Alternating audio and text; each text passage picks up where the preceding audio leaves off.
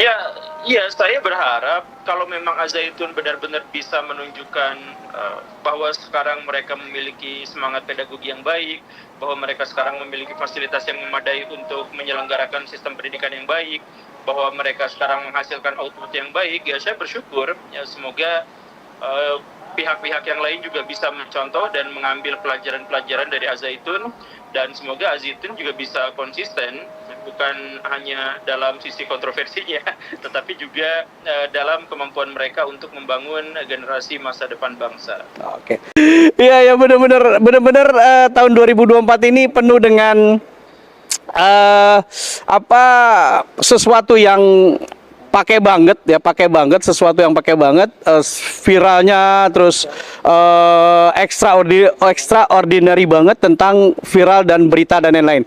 Kang, numpang tanya nih Kang, bisa menjadi viral itu kan karena sering mengkritik paradigma Islam ya.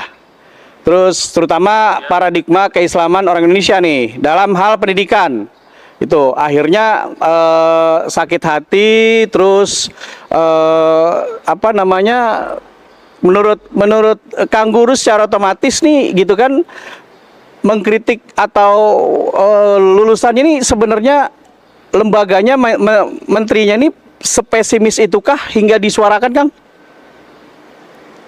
Ya, enggak, justru saya menyuarakan ini karena saya punya pikiran, punya harapan bahwa kritik-kritik ini di masa depan akan mewujud menjadi solusi. Jadi solusi itu bisa kita dapatkan kalau kita tahu masalahnya apa, dan kita tahu masalahnya apa ketika kita membiasakan diri dengan berpikir kritis, kan.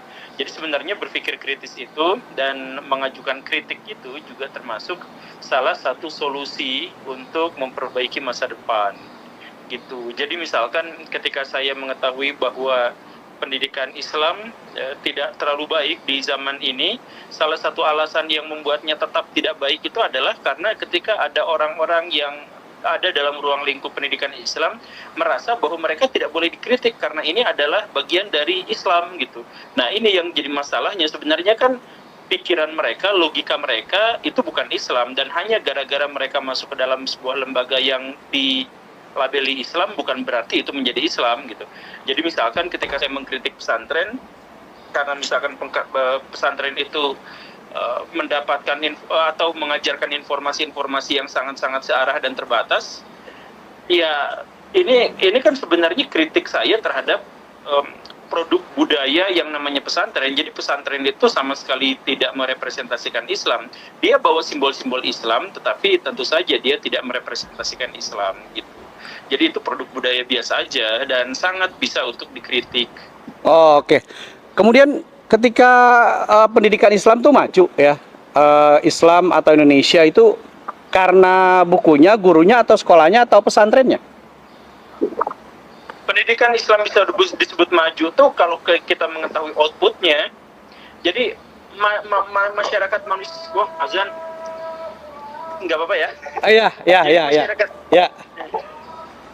Jadi masyarakat manusia itu menilai itu hasilnya, bukan prosesnya.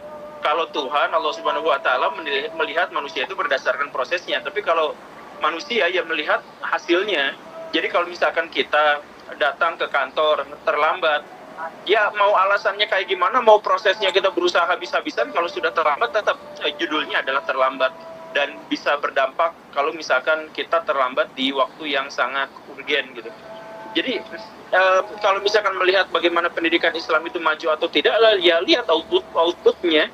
Apakah di antara mereka menghasilkan sumber daya manusia yang jujur, yang terampil, yang baik, yang bisa berkontribusi terhadap masyarakat, yang mengembangkan teknologi canggih, yang bisa mensejajarkan kita dengan bangsa-bangsa yang sudah maju. Nah, itulah karakteristik karakteristik dari berhasilnya lembaga pendidikan Islam. Oke. Ini konten terakhir ya. Konten terakhir tuh bicara soal kualitas pendidikan, Kang Guru. Pendidikan Indonesia bahkan level 1, yaitu pedagogik. Dan Al-Zaitun tuh menerima predikat A unggul, utamanya keseimbangan materi dan fasilitas mempraktekkan ilmunya. Ada green economy, blue economy, sehingga generasi emas ya, bukan generasi cemas. Kira-kira apa sih cita-cita pendidikan bagi guru Gembul agar Indonesia bangkit ketika saya tadi memaparkan tentang pendidikan Al Zaitun, Kang? Ya, iya, saya berharap kalau memang Al-Zaitun benar-benar bisa menunjukkan bahwa sekarang mereka memiliki semangat pedagogi yang baik, bahwa mereka sekarang memiliki fasilitas yang memadai untuk menyelenggarakan sistem pendidikan yang baik, bahwa mereka sekarang menghasilkan output yang baik, ya saya bersyukur. Ya, semoga pihak-pihak yang lain juga bisa mencontoh dan mengambil pelajaran-pelajaran dari Al-Zaitun, dan semoga Al-Zaitun juga bisa konsisten, bukan hanya dalam sisi kontroversinya, tetapi juga dalam kemampuan mereka untuk membangun generasi masa depan bangsa. Oke. Islam sebagai agama atau sebagai yang lebih tinggi dari apapun, gimana menurut Kang Guru? Gimana maksudnya? Islam sebagai agama atau sebagai yang lebih tinggi dari apapun, menurut Kang Guru kumaha? Islam itu secara harfiah memang menyatakan dirinya sebagai agama. Agama dalam definisi, kalau di dalam Al-Quran itu kan din gitu. Dan din itu secara terpaksa masuk ke dalam bahasa Indonesia menjadi agama gitu. Kalau misalkan definisi paksaannya sebagai agama, ya Islam sebagai agama itulah. Jadi Islam sebagai agama itu adalah identitas komunal. Nah, bagian-bagian yang lebih abstrak itu sangat sulit untuk kita pahami sekarang karena Islam tidak dalam kondisi bersatu, sehingga kita tidak bisa membuat kesepakatan tentang apa yang dimaksud dengan lebih tinggi daripada agama itu. Tetapi setidaknya kita memahami bahwa Islam sebagai agama dengan definisi yang sangat harfiah dan dengan terjemahan yang maksain, ya itulah Islam sebagai agama. Perlu nggak sih fanatis dalam Islam?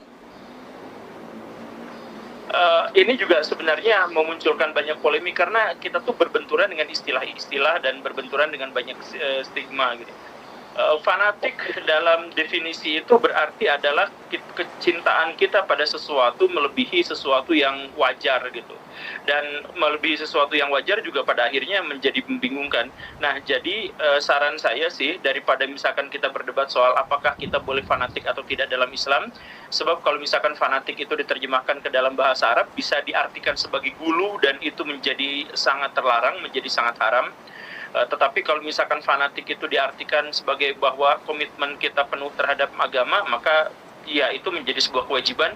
Nah, daripada kita bentrok-bentrokan terus terkait dengan definisi itu, mendingan atas dasar Islam, atas inisiatif dari agama Islam, atas dorongan motif dari agama Islam, sebaiknya kita segera berkontribusi terhadap masyarakat. Jadi Islam tidak bisa dibuktikan hanya dengan kita beriman gitu. Itu mah kan urusan pribadi. Kita bertakwa itu juga urusan pribadi. Tetapi iman dan takwa itu bagaimana caranya agar mewujud dalam dunia nyata, bagaimana caranya dia berpengaruh besar, berdampak besar terhadap perkembangan bangsa. Nah, ini yang penting karena kaum muslimin zaman sekarang itu fanatik terhadap Islamnya luar biasa, tapi dalam kacamata yang agak apa ya? Bahasa yang kotornya itu agak munafik gitu. Jadi kemarin PW Research misalkan menyebut bahwa Indonesia adalah negara dengan warga paling religius di dunia. Dalam kondisi korupsi salah satu yang paling tinggi di dunia, pungli salah satu yang paling tinggi di dunia, pengusaha-pengusaha banyak yang tidak dipercaya, Polri dan TNI juga banyak tidak disukai oleh masyarakat, kemudian pemerintahan kita juga tidak baik-baik saja. Dan banyak sekali. Jadi di satu sisi kita mengklaim sebagai negara paling religius di dunia warganya, tetapi wujudnya justru sebaliknya. Makanya daripada kita berdebat soal definisi, soal fanatik atau tidak, mendingan langsung to the point apa yang harus kita lakukan untuk bisa menunjukkan sampai sejauh mana Islam itu rahmatan lil alamin. Oke, Kang, terakhir Kang. Saya lagi ada di galangan kapal eretan Samudra Biru Al-Zaitun nih, Kang. Ketika carut marut ya kan, terus berisik-berisik di media sosial, berisik-berisik di dunia maya gitu. Tapi ternyata Al-Zaitun, Syekh Panji Gumilang sebagai tokoh pendidik juga tokoh Islam, beliau justru malah membangun, Kang, membangun blue economy, membangun green economy, membangun pendidikan, membangun generasi dan lain-lain. Nah, ini apakah bisa menjadi solusi bagi carut marut dan berisik-berisik hari ini, Kang Gembul? Ya, saya harap kalau memang Syekh Panji Gumilang beserta Al-Zaitunnya itu memberikan kontribusi yang besar terhadap negara, dan itu menjadi salah satu pesantren terbesar dengan aset yang juga sangat luar biasa, ya sudah sepatutnya untuk bisa memberikan kontribusi. Kalau misalkan di situ ada galangan kapal, ya wujudkan aja pada sesuatu yang lebih bisa dilihat oleh masyarakat, wujudkan pada sesuatu yang bisa dilihat oleh dunia, dan agar bisa dilihat dunia tentu saja kita membutuhkan integritas.